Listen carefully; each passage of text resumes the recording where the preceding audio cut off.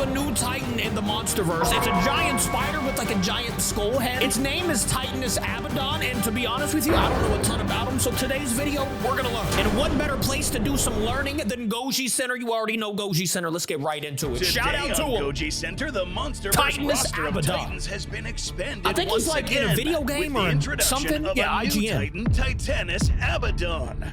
In this episode, giant we'll be skull head too. It's crazy. Breakdown of what we know if you guys about this haven't Titan, yet, scroll down for me. Physical characteristics. Hit that subscribe button. How it might fare against other kaiju. I appreciate you.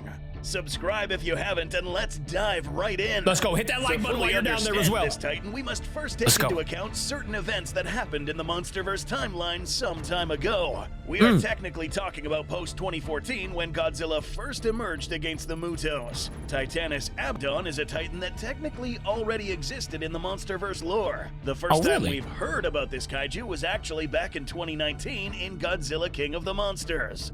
But before those events, more specifically between the years of 2014 and 2019, Monarch had started what might have been the most expensive initiative of the century, building multiple outposts around the world in record time, or should we say... See, obviously we've never heard about this kaiju. More than 17 Titans that were rapidly being discovered around the world. So where was this man? One of these being Titanus Abaddon. I love the skull, the giant skull. 2019 was discovered in Wyoming in the United States. Far away from me, more good. Specifically, love somewhere underneath a natural landmark known as Devil's Tower. Of course, to Devil's study Tower. This creature of course. And keep it under containment, dozens of engineers, architects, Monarch scientists, and contractors rapidly began the construction of a containment facility around this Titan, wherever it was hidden. This place, Devil's Tower, might have been one of the many reasons why this Titan was named Titanus Abaddon. And yeah, it's got to be a video game, right? This name does hold a pretty sinister origin. The word Abaddon originates from the biblical term in the book of Revelations referring to an angel of death, king or angel of the bottomless pit. This entity rules over a vast army of what are described as locusts, or some sort of arthropods with the faces of men, teeth similar to that of lions, and hardened armor. Oh, Monarch scientists, upon seeing the characteristics of this Titan, may have opted for the name Abaddon since it did more or less share some visual traits of the types of creatures the mythical Abaddon would command. After the facility was finished, sometime before 2019, the facility would have had a kill switch implemented. Every single one of these Monarch containment centers had one, and each was specifically designed to kill a certain type of Titan. Monarch did have a protocol in place in case of any kaiju breach emergencies. Come 2019, when Ghidorah woke up and the explosion of the oxygen destroyer. Ghidorah amplified his alpha call, commanding all Titans around the world to wake up and begin causing mass destruction. So was this when he woke up, but why didn't he join? Titanus Abaddon being one of them. There are no exact details on how Titanus Abaddon escaped his enclosure, but one thing is clear. Almost, if not every single Titan made it out of its enclosure and escaped, including this one. Titanus Abaddon would then wake up from hibernation from underneath this rock formation and make its way to the nearest highly populated area. After Madison Russell activated the Orca in Boston, all Titans ceased to attack and began to make their way to help their alpha defeat We need more behemoths, man! Obviously, this didn't go to plan, and soon after, we learned that Abaddon did not make it on time to help Ghidorah. Oh, he's over near me now. Sometime later in Godzilla Dominion, we saw how Godzilla called all Titans to go back to hibernation. We'd like to imagine that Titanus Abaddon did obey Godzilla. I guess not. I guess he did. So this is all we knew about Titanus Abaddon up to this point. Now, on August 19th, what do we know about him? Okay, so it just happened the other day. Released featuring this very Titan, the game trailer, Abaddon, confirming its visual appearance and a matchup. Is this in that Kong game? Titan, Kong. Okay, yes, it is. It's now time to enter the. If you guys want to see me play that game, go over to Kaiju Capi. We're definitely going to be playing this game. This Titan's We're going to do like a big playthrough for it. The Goji Center team put together a speculative recreation of this Titan based on the footage seen in the trailer. Immediately, we'll notice some attributes that were mentioned in the biblical depiction of the creatures controlled by Abaddon. The most notable feature of this kaiju is the skull face that skull is formation crazy. on top of its head, technically known as a spider's cephalothorax, which houses the arachnid's brain and other vital organs such as its 8 eyes. What now? This skull formation is reminiscent of the faces of men mentioned in Revelations 9 verse 7. Additionally, we find that as the name arachnid suggests, this titan does have some sort of armor covering its limbs and other body parts. The exoskeleton would be the equivalent of the iron plate armor mentioned in verse 9. So he's got Finally, plate armor. Another attribute borrowed from the biblical scripture is the mention of a jaw full of teeth.